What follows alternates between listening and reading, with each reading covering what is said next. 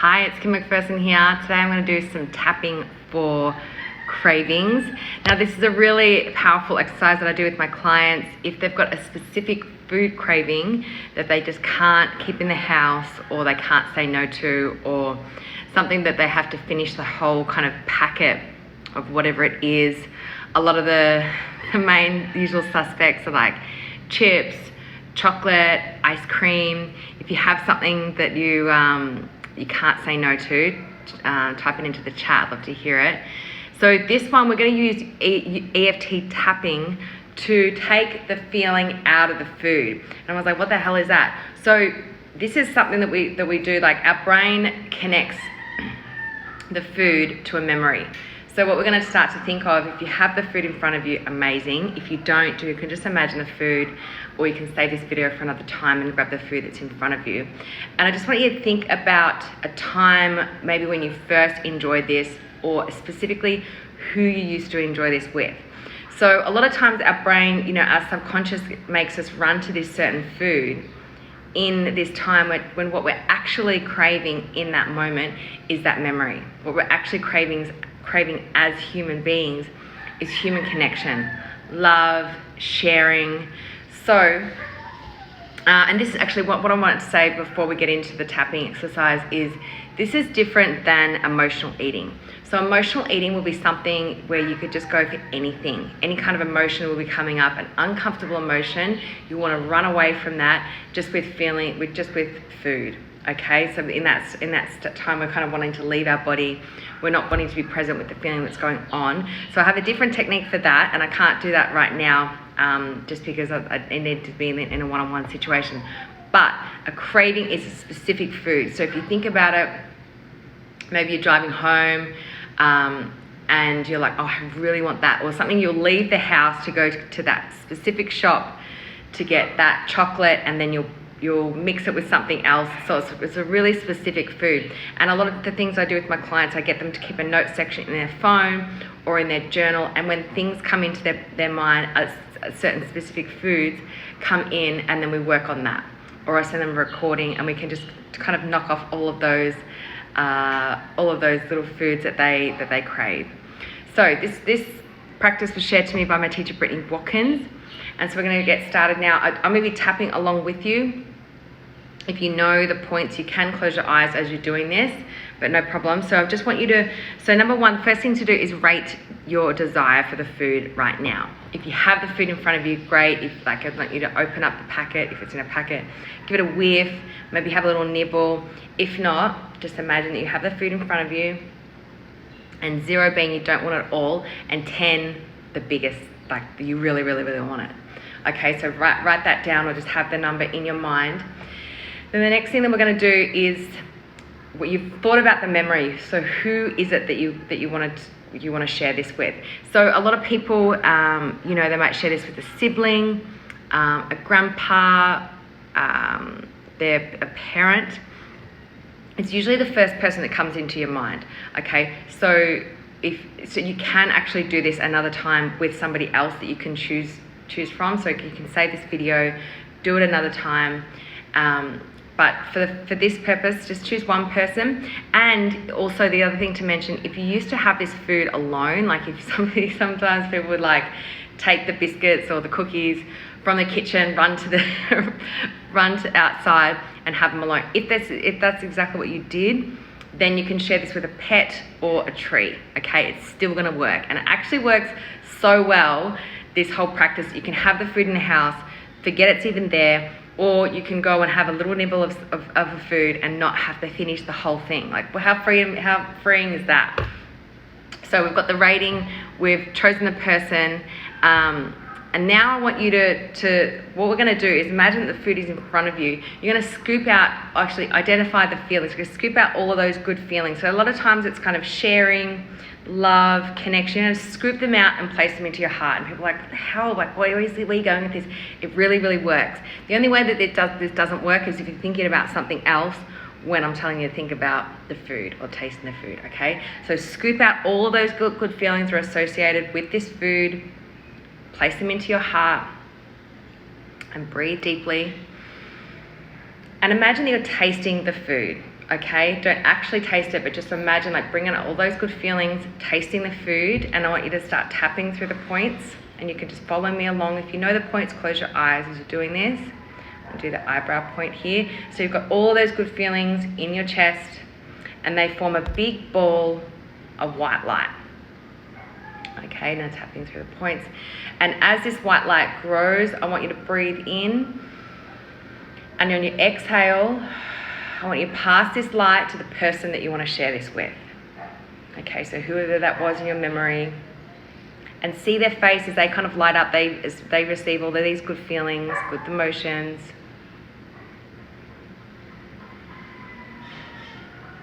And now I want you to receive from their heart that big ball of light back to your heart, and you get another wave of these good feeling emotions. So really feeling all of those emotions, whatever they were, a reward, connection, love, joy. And still tasting the food, in your mind, feeling all of these good feelings. This is the collarbone point there. And now I want you to pass that food back from your heart back to their heart. And just see their faces. You're sharing this moment with them.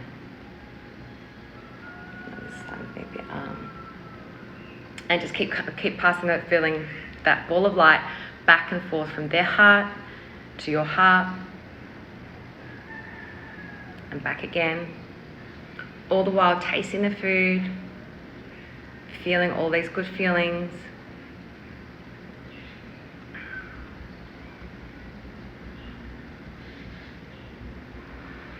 Breathing deeply as you go. I know there's a lot going on.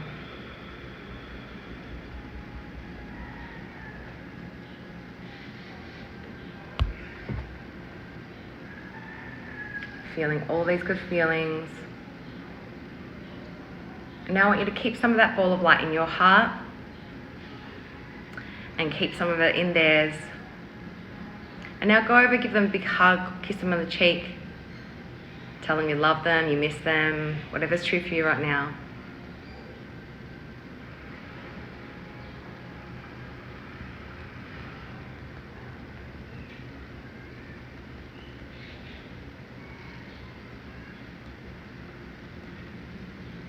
And now I want you to take a deep breath in.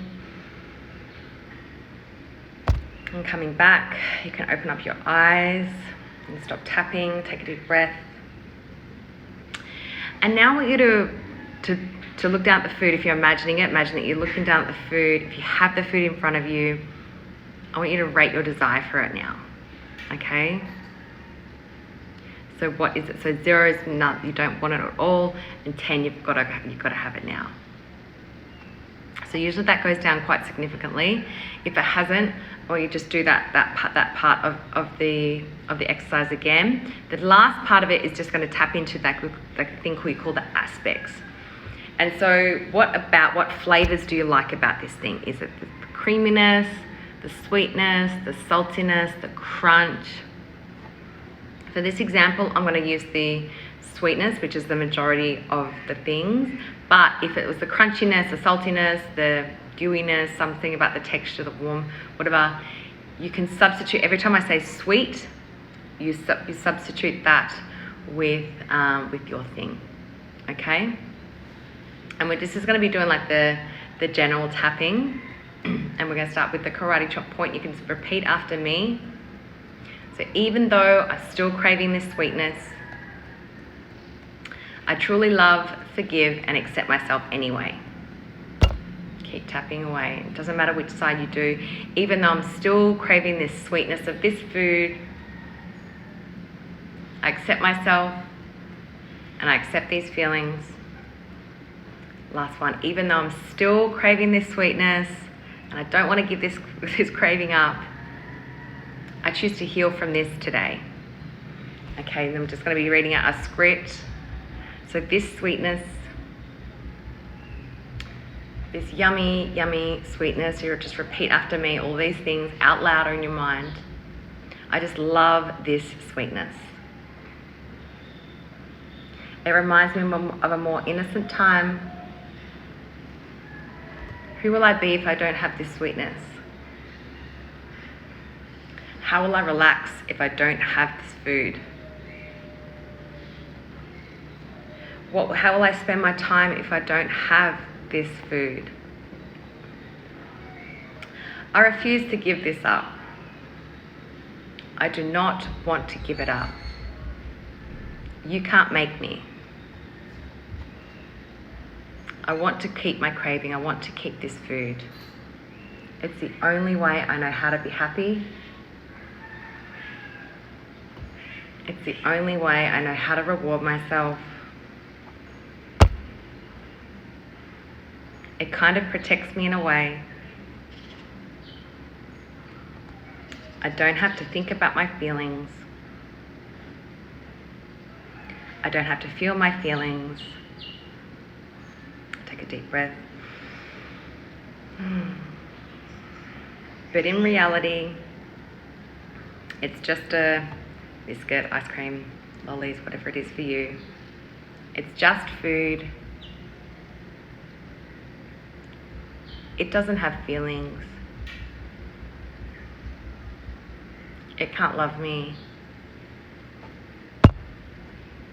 But I still love it. I choose to relax now. I choose to feel calm and let this go. It is safe for me to let this food go. I choose to take my control back, and I choose to feel calm and at ease now. Take a deep breath and stop tapping. Nice. So again, we're going to go back to our rating scale. So 0 is no desire for it, and 10, you really, really want it. So I'd love to hear what your scores are. Leave a comment here and let me know how this went for you. If you'd like to go deeper, I do some one-on-one coaching, which is phenomenal. It really completely changed your relationship with food. So this is one aspect of it, like a craving. It's not just everything.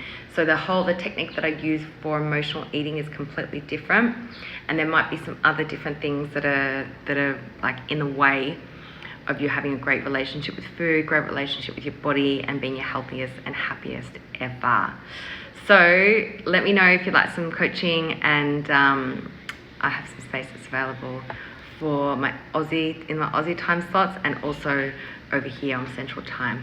All right,